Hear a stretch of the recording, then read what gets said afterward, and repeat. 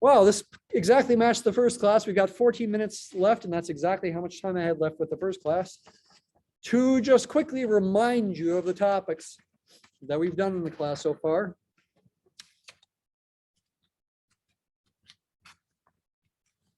This is not an in-depth review. I'm just trying to bring things to your memory here.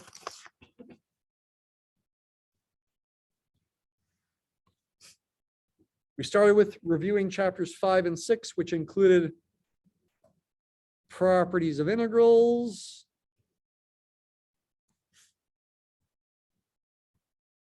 such as linearity. The integral of a sum f of x plus g of x is the sum of the integrals, the integral of f plus the integral of g.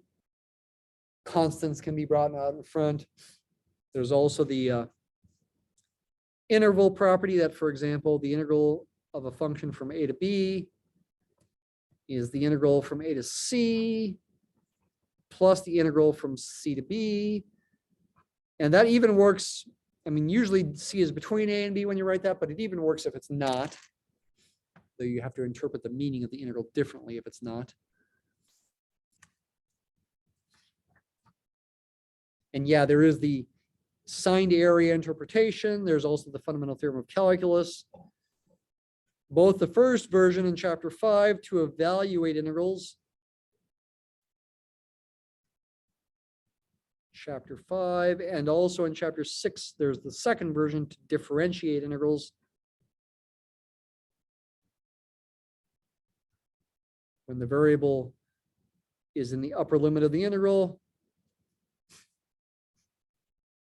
Also in chapter 5, we did have our basics of approximating integrals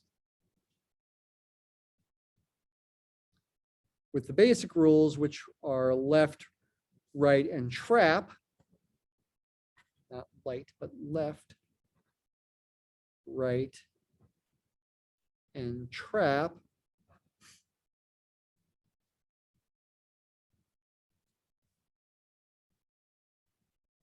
You got your interval.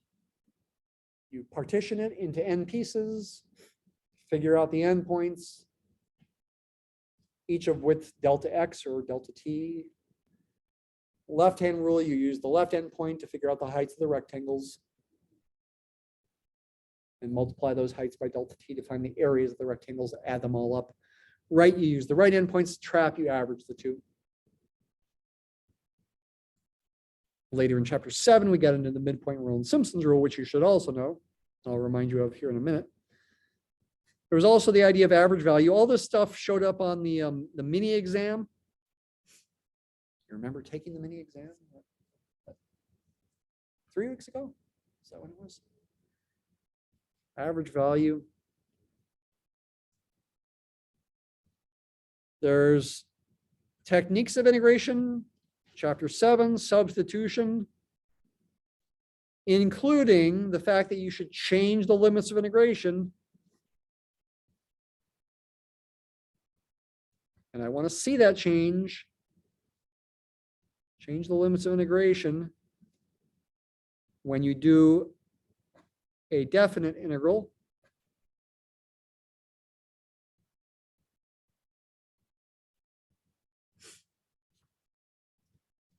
There's integration by parts, IBP.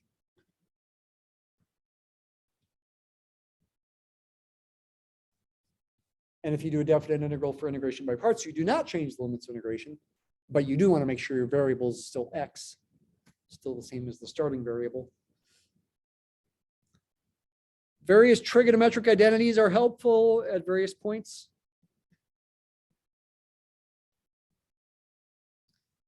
And tables, I was trying to think if I've ever put a table problem on the exam. I think I did once, so I'm not ruling it out. Tables of integrals, there are certain ones there that are pretty useful, so I don't want to rule it out. Should be able to use a table. The most common trig identities to use include your favorite one, cos squared theta plus sine squared theta equals 1. Or maybe you have to solve that for cos squared theta or sine squared theta. Here's a few other ones that are worth remembering and putting on your note card. Cos squared theta equals 1/2 plus 1/2 cos 2 theta. sine squared theta equals 1/2 minus 1/2 cos 2 theta. That's not a typo. There should be a cosine in the right of both of them. A double angle formula for sine is sometimes handy. Sine of 2 theta is 2 sine theta times cos theta. These are the most common ones to use. And that last one is necessary to use when you, for example, do trig substitution problems. And you need to get back to your original variable, like you let x equal a sine theta or maybe a tangent theta. And you need to get back to your original variable. This is often a handy thing to use. Trig substitutions come up when you do integrals for square root of like 9 plus x squared or maybe 9 minus x squared. Question? No, tables, trig identities and tables. I just meant tables as a separate thing to be able to do. Using tables, like you had a homework assignment where you use tables in the back of the book. Yeah.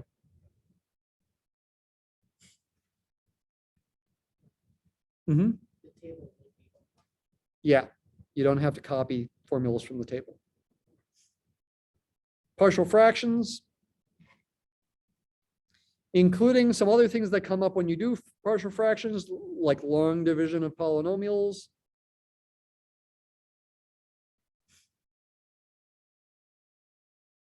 That did not show up on the gateway, but I'm not ruling it out for the exam using long division. You'd have to do that when the numerator has a degree greater than or equal to the degree of the denominator. I would make it an example that's not too terribly difficult, but you should be able to do it.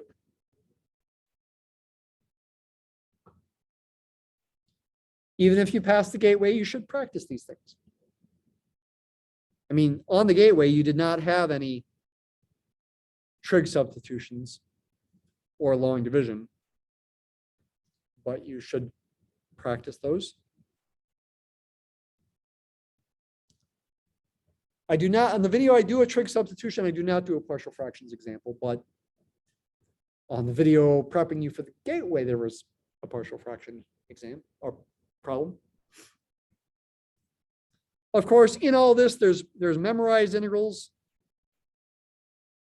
I would suggest not bothering to put memorized integrals on your note card. Instead, make sure they're memorized, right? You did that for the gateway anyway. And again, don't fill up your note card too much. It's there for just keeping calm. If you fill up your note card too much, you will not do as well because it'll slow you down if you're relying too much on your note card. More numerical integration included mid and simp. Also numerical integration error. When is it positive? When is it negative? Remember, error is actual minus approximate. Goes in alphabetical order. So it's a negative error when your approximation is too big and a positive error when it's too small. And also, how do the errors behave when n increases? Like if it increases by a factor of 10, the errors in the left and right go down by a factor of 10. The errors in mid and trap go down by a factor of 10 squared. The errors in Simpson's rule go down by a factor of 10 to the 4th, 10,000. Simpson's rule is a lot better.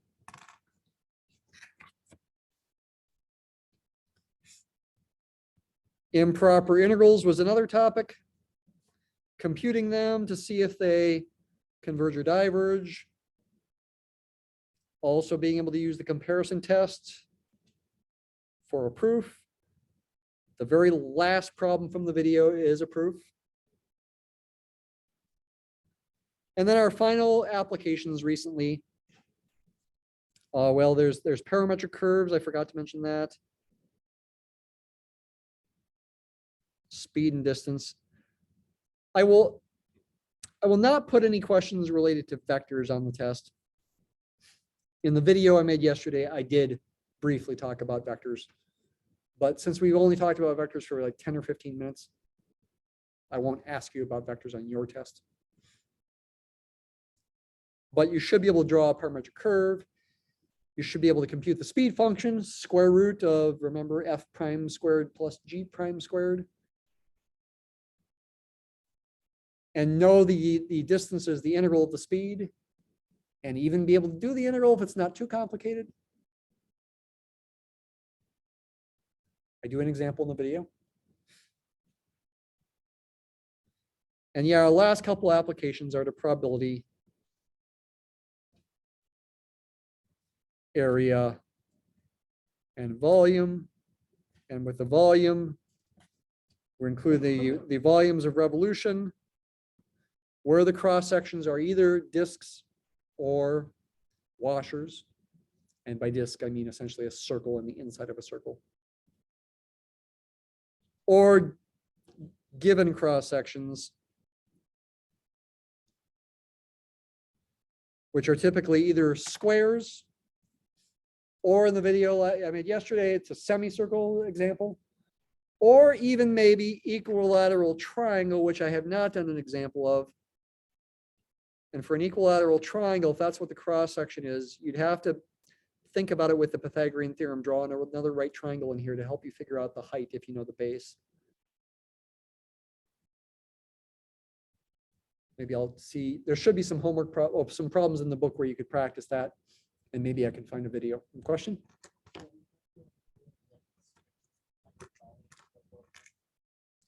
So Riemann sums and writing the kinds of stuff I've been writing, is that what you're asking? Like writing this kind of stuff? Probably not, but I wanted to talk about it in class.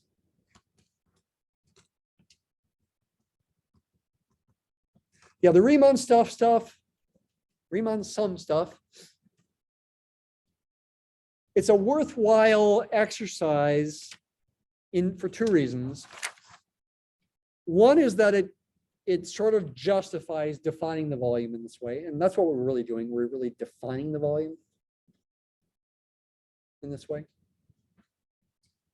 So it's sort of a pseudo justification of that, a pseudo rigorous justification of that. And secondly, it's a skill that can help you figure out other definitions you should make for other physical quantities like center of mass or maybe something else. And there are plenty of other situations where integrals can be thought about this way and you can derive formulas for important quantities. In fact, I would say in the big scheme of things, integrals have many more applications than derivatives in the big scheme of things. Of course, to do integrals, you got to know about derivatives, but this kind of thinking comes up a ton in real life applications of calculus. You might say chapter 8 is the most important chapter in this class, though other people might argue against that. I would argue in favor of chapter 8 as being the most important thing to get out of the class.